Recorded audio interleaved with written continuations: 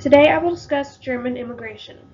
First and foremost, I will set out to disprove Roger Daniels' assertion that German Americans as an effective ethnic group in contemporary America just do not exist.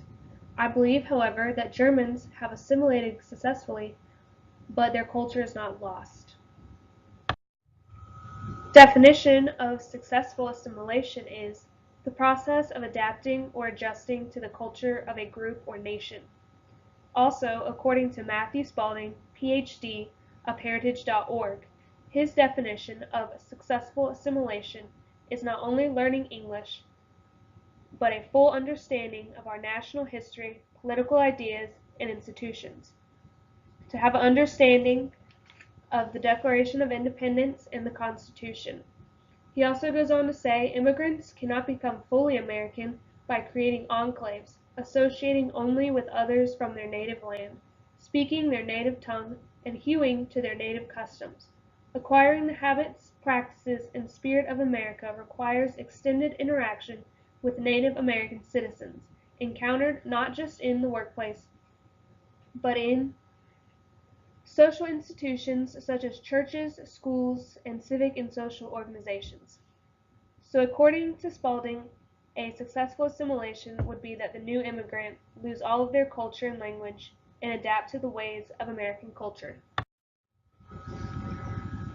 Going forward, Roger Daniels asserts that Germans immigrated so successfully that there is no lasting German culture. I believe this is a false statement and set out to prove that there is lasting German culture in America. In 1683 was the start of organized German migration. These Germans would go on to found Germantown, Pennsylvania. These first German immigrants were Protestant, Catholic, and Jewish. These immigrants were often called Dutch because the German pronunciation for German sounded like Dutch. For centuries in America, any ethnic German was likely to be nicknamed Dutch. Some 13 Quaker and Mennonite families came to the Germantown colony. They were the forerunners of perhaps 100,000 ethnic Germans who came in the colonial period. The Amish still have lasting settlements, according to Joseph Donnemeyer, professor of rural sociology at The Ohio State University. There are, as of 2008, 402 settlements and 1,735 church districts. Some 13 Quaker and Mennonite families came to the Germantown colony. They were the forerunners of perhaps 100,000 ethnic Germans who came in the colonial period. The Amish still have lasting settlements, according to Joseph Donnemeyer, professor of rural sociology at The Ohio State University. There are, as of 2008, 402 settlements and 1,735 church districts.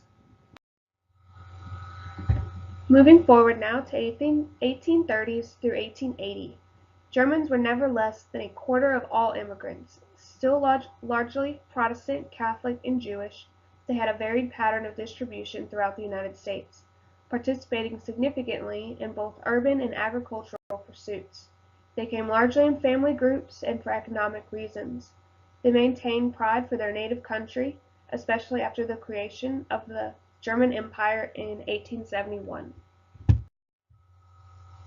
Historical geographers sometimes speak of the German Triangle, whose 3 points were St. Louis, Cincinnati, and Milwaukee, and within which,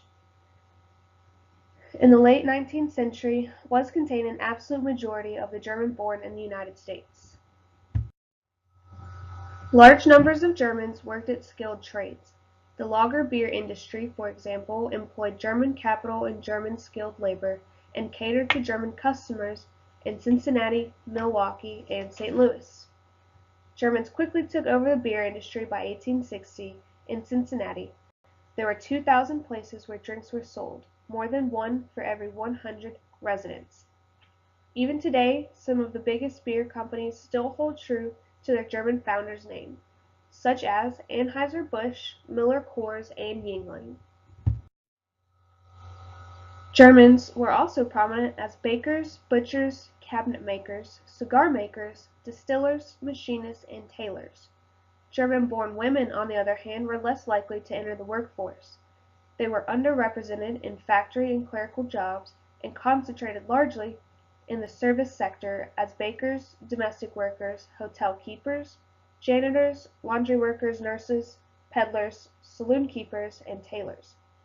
Many women worked either in family-owned businesses or businesses in the German American community. The traditional argument has been that because so many German women were housewives or otherwise employed at home, they were less likely to learn English and become acculturated as quickly as German men.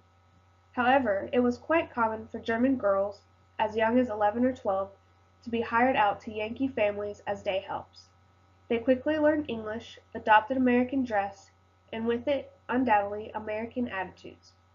Many young men in heavily German cities like Milwaukee, by contrast, lived and worked solely among German speakers. German attitude toward alcohol was one of the crucial points of friction between Germans and their neighbors. Germans struggled with the Irish over control of the Catholic Church. Even with the rise of German-speaking clergy, the Germans could not prevail over the Irish. The immigration of German Jews beginning in the 1820s has a transforming impact on the American Jewish community, similar to that of Irish and German Catholics on the American Catholic community. By 1835, there were 10 synagogues in New York. At the outbreak of the Civil War, Jewish communities were confined to the coastal littoral, had spread across the continent in more than 150 places. However, the East Coast continued to attract most Jewish immigrants and their descendants. The German language was very important to German immigrants, and to ensure that the second and third generations held on to this language, they practiced language maintenance. The requirements for such maintenance was numbers, desire, and a high degree of segregation, verging on isolation. Beginning with parochial schools largely, but not exclusively Lutheran and Catholic, Germans eventually turned to public schools and political action in an attempt to make German instruction in all subjects available when enough parents wanted it. English might be taught as a special subject as if it were a foreign language, which of course it was and is to many young children of immigrants raised in essentially monolingual homes, and in many parochial schools English was not taught at all. Beginning in 1839, a number of states, starting with Pennsylvania and Ohio, passed laws enabling or requiring instruction in German in public schools, when a number of parents, often but not always 50%, requested it. And these laws were copied with inevitable variations in most states with large blocks of German settlers. However, with the beginning of World War I, creating an anti-German hysteria, this led to a backlash of German instruction. A number of states enacted statutes that in effect regulated the use of German. Wisconsin's Bennett Law of 1890 simply provided that English be taught in all schools in the state for at least 16 weeks a year, and that schools not teaching reading, writing, arithmetic, and United States history in the English language were not to be regarded as school under Wisconsin law. However, this law was repealed, and states such as Massachusetts and Texas simply mandated the use of English in public schools. In America, high schools in the early 20th century, German was the most taught modern foreign language, studied by perhaps a fourth of all high school students. The anti-German hysteria of World War I, however, put an end not only to German instruction everywhere, but to most teaching of German as a foreign language not only in high schools, but in some colleges and universities as well. Although German language in schools failed, German still prevailed. The German American press, which traces its origins to ephemeral sheets established by Benjamin Franklin and Christopher Sawyer, was the largest and most influential segment of the American foreign language press. There were about 800 German newspapers in the 1880s, at which time about 4 out of 5 foreign language papers in the United States were German. Other aspects of High German culture also flourished in America to a degree that outstripped those of any other ethnic group. Autobiographies, histories, novels, poems, short stories, and even an 11-volume Dutch-American encyclopedia. Germans also had great contributions to American musical culture. In Milwaukee, the local musical society was able to stage a production of Albert Lortzing's opera Czar und Zimmermann before an audience of 800 in 1853, when the city's population was not yet 30,000. Even more important were the singing societies, which blossomed wherever there was a German-American community of any size. Germans are also intimately connected with the development of American symphony orchestras, both in cities like Philadelphia and Chicago, which had large German-American populations. Germans had great contributions to American culture, and still have lasting effects. Small towns all over America that were founded by German settlers still exist. With German architecture and festivals, a traveler can get a taste of Bavaria, Germany. For example, Frankenmuth, Michigan, founded in 1845 by a German Lutheran community. They pledged to stay loyal to Germany and their language. Franken means Franconia, which is a kingdom in Bavaria, and Mut means courage. So Frankenmuth means the courage of Franconia. Frankenmuth is frequently referred to as Michigan's Little Bavaria.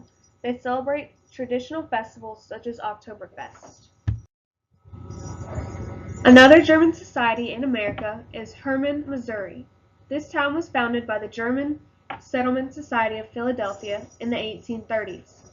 This town is known for its wineries. One more example would be Amana Colonies, Iowa. These settlers sought religious freedom and they first settled right outside of Buffalo, New York. Their communal way of life was so successful that they needed to expand. They then settled in Iowa, where they set up 6 new settlements: Amana, East Amana, West Amana, South Amana, and High and Middle Amana. In 1965, it was declared a National Historic Landmark. These are just a few examples of lasting German settlements. German culture has even more a lasting effect on America. Ever wonder where Christmas trees come from? That's right, the Germans. They began the tradition of putting candles on a tree, originally calling it the Christ tree. Some Christmas songs also come from Germany as well. O Tannenbaum is German for O Christmas Tree. They are also credited for Silent Night. Also, the annually celebrated Oktoberfest originated in Bavaria. It was the celebration of the marriage between Prince Ludwig and Princess Therese on October 12, 1810. The celebration was held on October 17th and lasted for 16 days. This tradition has lasted centuries and is still celebrated today throughout America. Germans were among the earliest of immigrants. They came to America in search for a better life. Some Germans have great success stories and others do not. But all Germans have created a lasting culture in America. Whether it's lasting settlements, Christmas traditions, or festivals, it is proven that German culture is still prevalent in America today.